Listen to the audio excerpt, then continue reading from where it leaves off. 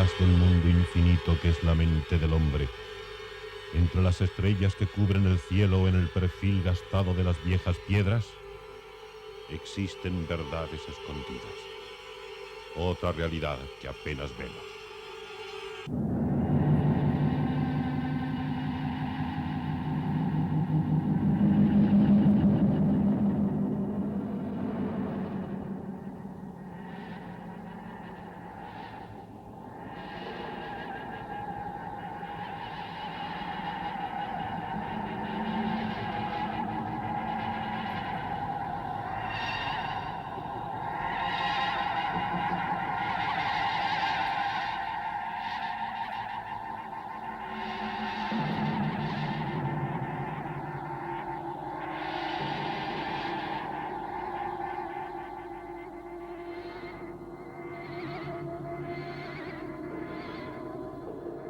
Buenas noches.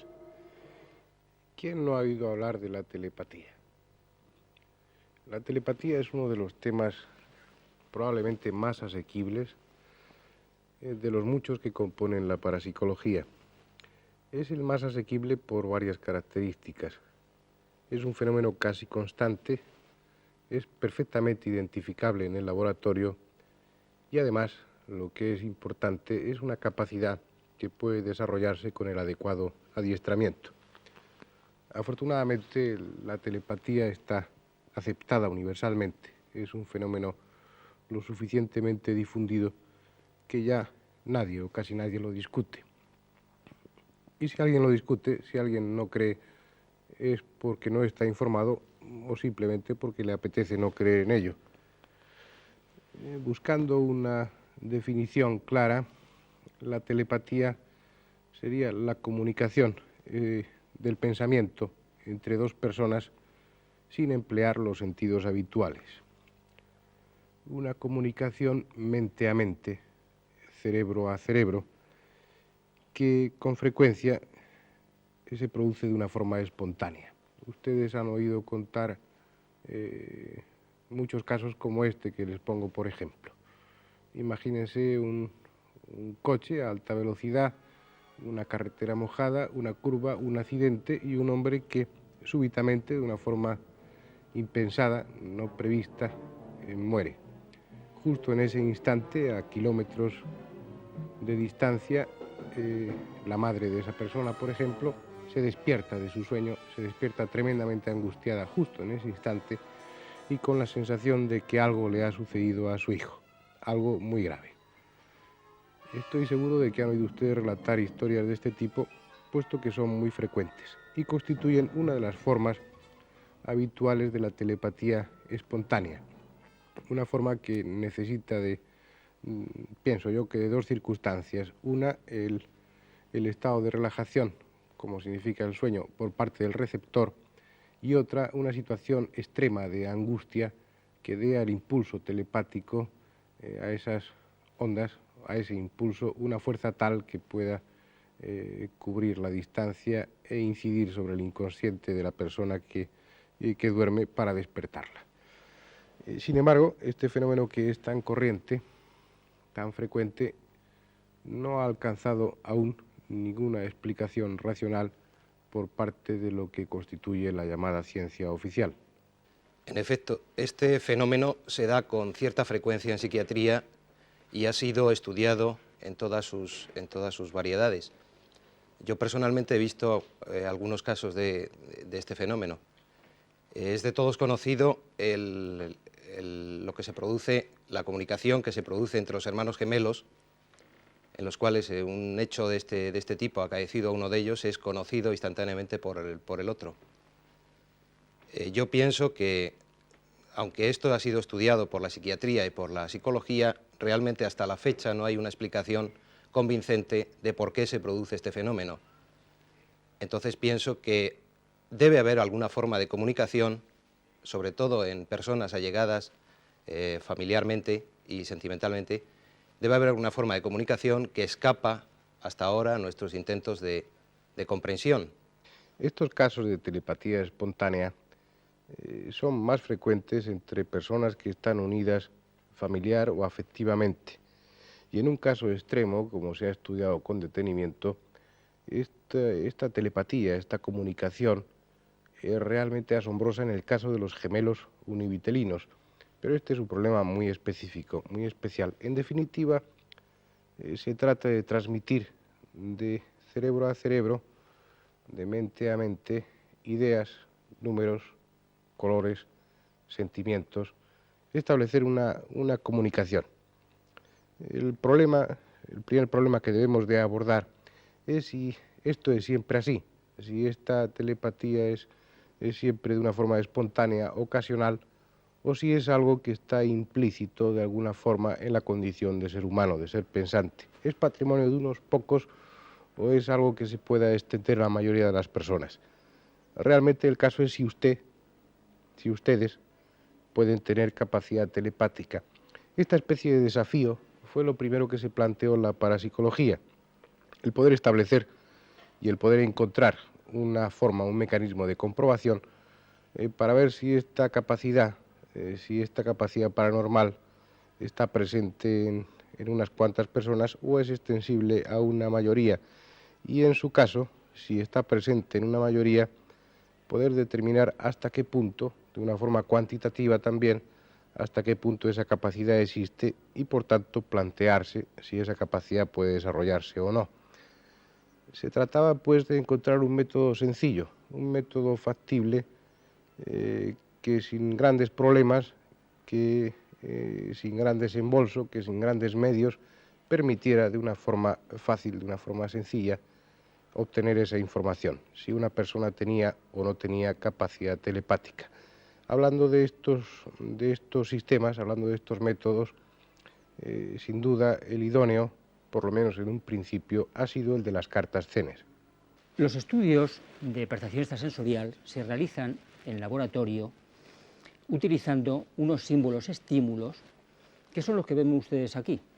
Por ejemplo, aquí tienen ustedes un cuadrado, aquí tienen ustedes ondas, aquí tienen ustedes un círculo, una cruz y una estrella.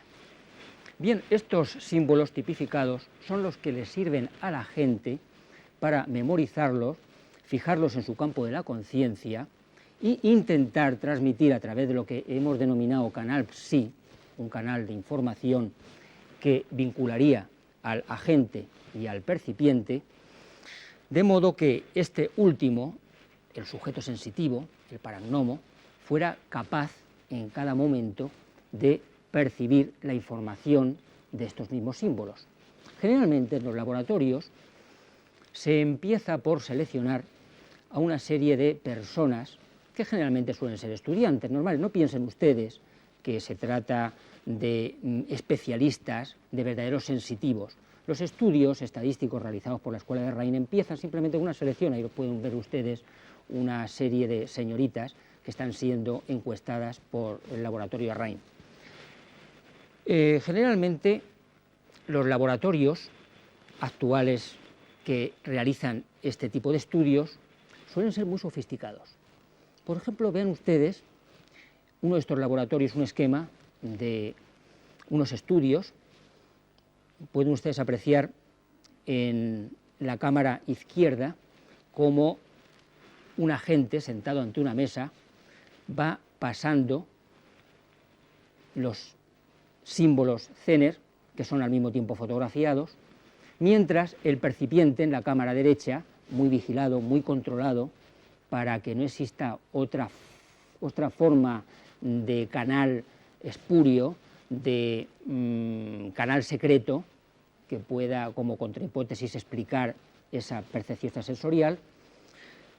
Y observan ustedes cómo el percipiente, en este caso, va memorizando, va fijando su atención en la posible transmisión de esos símbolos. ¿No creen ustedes que se utilizan solamente este tipo de símbolos estímulos? Generalmente se han utilizado también dibujos. Ven ustedes en esta imagen un estudio realizado en la sede de la Sociedad Española de Parapsicología. Ven ustedes cómo una imagen de una flor fue percibida por el percipiente, por el sensitivo, en forma de mano. Aparentemente no guarda relación estrecha la imagen de esta flor con el de la mano. Sin embargo, observarán ustedes cierta similitud en la imagen. Consideramos entonces significativa el dibujo segundo, percibido por el sujeto sensitivo. Sin embargo, repito, tienden a normalizarse en todo el mundo los símbolos para percepción extrasensorial. Ahí ven ustedes una cadena de símbolos, las cartas Zener, símbolos con máscaras africanas y otra secuencia de imágenes que ha sido utilizada también en este tipo de estudios. Vamos a ver ahora una serie muy interesante realizada en la Sociedad Española de Parapsicología y dirigida por nuestro especialista, don Luis Fernández Briones. Se trata de un test de percepción extrasensorial que nosotros llamamos de apareamiento abierto. Pueden apreciar cómo el controlador coloca delante de la presunta paranoma, Pilar, una serie de símbolos Zener. Entonces, una vez barajadas, mezcladas las cartas, la señorita va señalando aquellos puntos, aquellos símbolos en los cuales ha de ser depositado el símbolo que ella prevé que coincide con la matriz. Secuencialmente van depositándose los naipes, donde ella prevé que el símbolo va a ser. Y a continuación se hace el recuento de los aciertos para cada uno de los bloques de símbolos depositados. Observen ustedes, por ejemplo, que se ha conseguido un elevado nivel de aciertos en el símbolo ondas, y en los demás, cosa curiosa, se han logrado repetir hasta 2 veces cada uno de los símbolos. Posteriormente se hace un análisis estadístico de los resultados.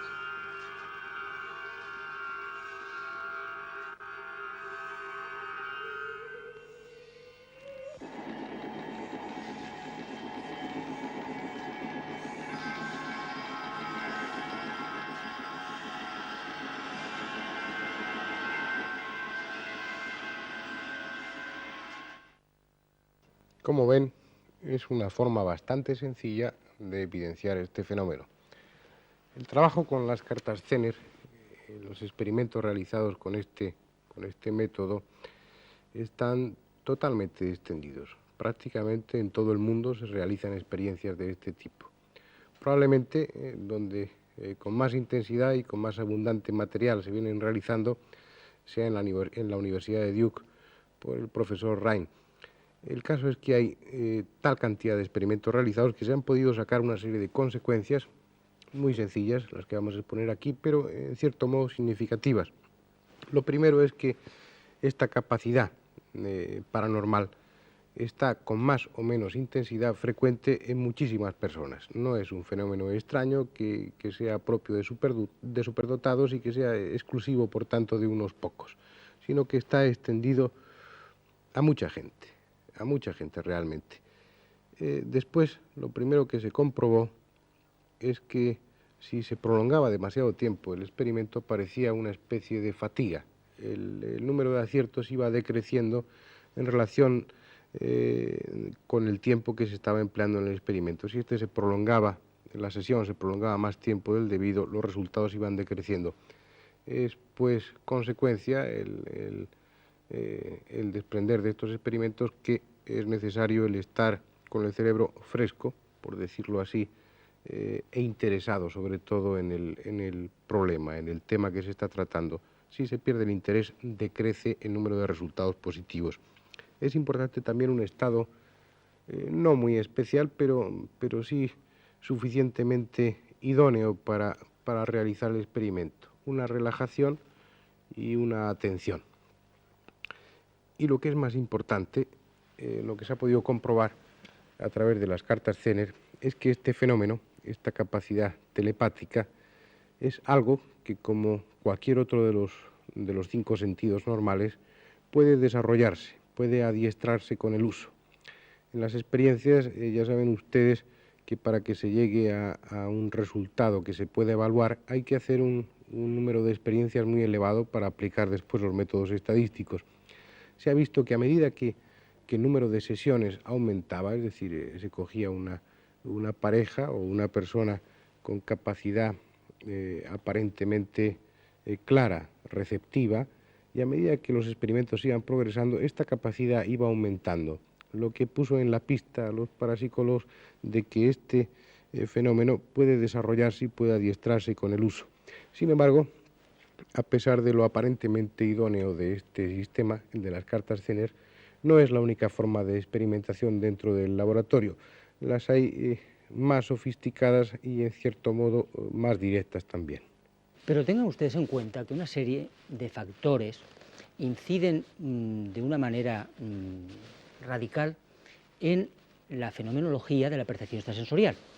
Por ejemplo, hemos de tener en cuenta, cuando se realizan estudios de esta clase, que tanto el estado emocional del sujeto como la personalidad, por supuesto, factores de orden sexual, e incluso la ingestión o el suministro de ciertos agentes de tipo químico influyen en los resultados de una manera notable. Por ejemplo, yo les puedo decir que agentes químicos tales como el alcohol, el citrato de cafeína, la escopocloralosa, actúan como estimulantes, hasta el punto de que los puntajes obtenidos alcanzan valores o pueden alcanzar valores mucho más elevados cuando el sujeto ha sido sometido a dosis pequeñas de estas drogas. En cambio, por ejemplo, el amital sódico actúa como depresor. El sujeto se inhibe, los resultados son más pobres. Hemos de tener en cuenta también, como decíamos antes, la personalidad del sujeto. Un individuo deprimido es mucho menos apto para este tipo de pruebas. Los sujetos que presentan cuadros psicopatológicos, como puedan ser una neurosis de conversión, lo que antiguamente se llamaba histeria, aquellos sujetos, por ejemplo, sonámbulos, pueden ser mucho más aptos y conseguir con ellos unos resultados más significativos que individuos, por ejemplo, como decíamos antes, más deprimidos, individuos introvertidos, con personalidad introvertida. Es curioso que la misma escuela de Rhine ha señalado que sujetos, individuos escépticos, individuos que presentaban una actitud negativa ante este tipo de pruebas, conseguían puntajes mucho más bajos que aquellos sujetos que iban ya predispuestos hacia este tipo de pruebas, predispuestos con cierto nivel de credulidad. Esto es muy importante.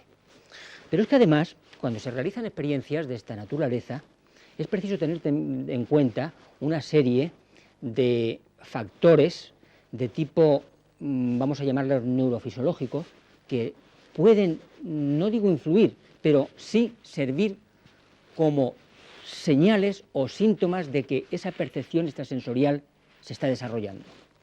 Las investigaciones actuales van dirigidas precisamente en el sentido de utilizar instrumentos tales como el electroencefalógrafo para observar hasta qué punto los ritmos encefálicos, los ritmos alfa, beta, por ejemplo, son perturbados de alguna manera cuando el sujeto está recibiendo por canal psi una comunicación. Un equipo que se ha utilizado últimamente con unos resultados muy brillantes es el pletismógrafo. El pletismógrafo es un aparato que detecta pequeñas variaciones de la red arterial, pequeñas variaciones de presión.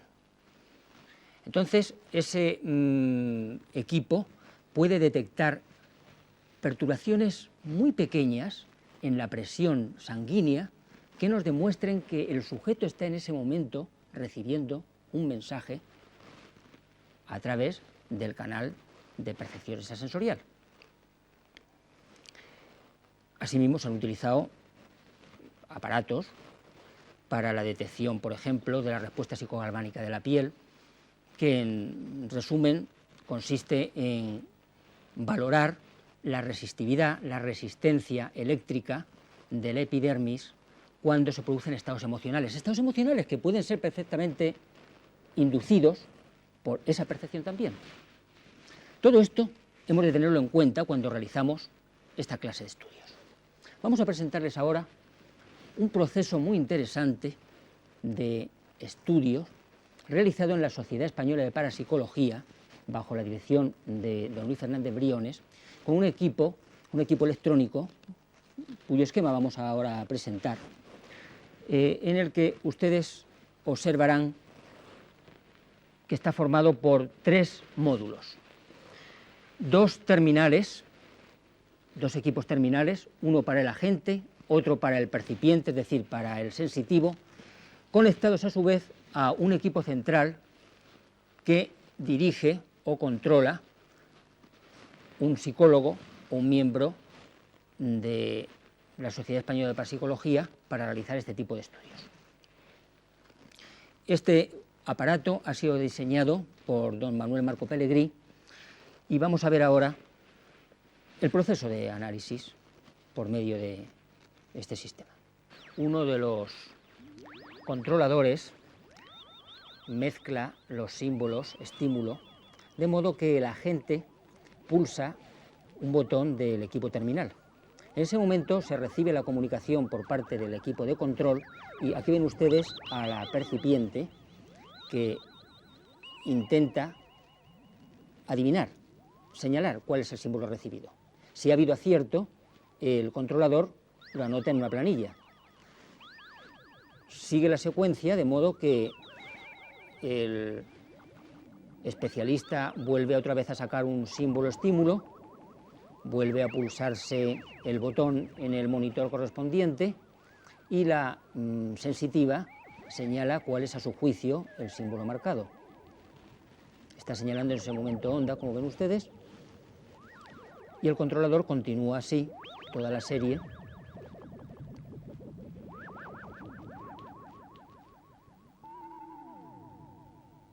Una vez recogidos estos datos, tanto en este método como en los anteriores, viene la parte más complicada, la parte menos distraída, la parte más científica, si quieren ustedes, de toda esta metodología. Viene un análisis exhaustivo de los métodos estadísticos aplicados a cada caso. Lo fundamental es ver si el sujeto es supuestamente paranormal, ver si sus resultados positivos están colocados por encima de la norma estadística que se obtendría si no fuera un sujeto paranormal. Es un fenómeno lento, pero que da un apoyo suficientemente sólido como para que se pueda descartar de una forma total y rotunda lo que hay de casualidad, lo que hay de azar. El caso es que con un método, con otro, con cualquiera de los muchos que existen en la actualidad, el fenómeno de la telepatía, este fenómeno paranormal, queda totalmente evidenciado. Es imposible, es disparatado negar que existe la telepatía. Sin embargo, algunos lo niegan. Algunos científicos, algunos escritores, ellos sabrán por qué. Lo que sí es seguro es que determinados gobiernos no niegan el fenómeno. No lo niegan e incluso abren generosamente sus arcas para que se siga experimentando en esta línea. Ustedes probablemente hayan oído hablar, porque se difundió abundantemente en la prensa, las experiencias de tipo telepático realizadas con ocasión del submarino atómico Nautilus. Como ustedes saben, la comunicación por radio, cuando un submarino está bajo las aguas y en especial bajo los hielos, resulta imposible. Entonces, se planteó la cuestión de que si estando una pareja de telépatas en la base y otra pareja dentro del submarino, telépatas cuya efectividad ya estaba comprobada, podría establecerse una comunicación con vistas a la expectativa de que en un momento determinado esa comunicación telepática pudiera sustituir de alguna forma la radio, sustituir de alguna forma el telégrafo, tal vez ser una especie de telégrafo del futuro. El gobierno de los Estados Unidos estaba realmente convencido de ello hasta el punto de que en las experiencias que llevaban los cosmonautas cuando estaban en el espacio, entre el grupo de experiencias a realizar, había unas que eran telepáticas, había unas que trataban, una vez más, de llevar a la práctica algo que hasta hacía pocos años era solamente teoría. Se trataba de utilizar de una forma contundente, de una forma clara, la telepatía como una comunicación entre la Tierra y el espacio. No es el futuro, es la realidad, está ahí. Para nosotros sí es el futuro en un aspecto. No sabemos realmente los resultados obtenidos. Sabemos que se ha hecho la experimentación, pero no conocemos los resultados porque eso, como tantos y tantos fenómenos, permanece bajo el epígrafe de alto secreto. Puede que llegue un día en que los gobiernos estén realmente al servicio del pueblo, al servicio de la opinión pública y difundan esos hasta ahora llamados secretos en lo que se refiere a ovnis, a telepatía y a tantas materias. Puede que esos datos dejen algún día de ser patrimonio de unos pocos y sean realmente, y como debe ser, patrimonio de todos.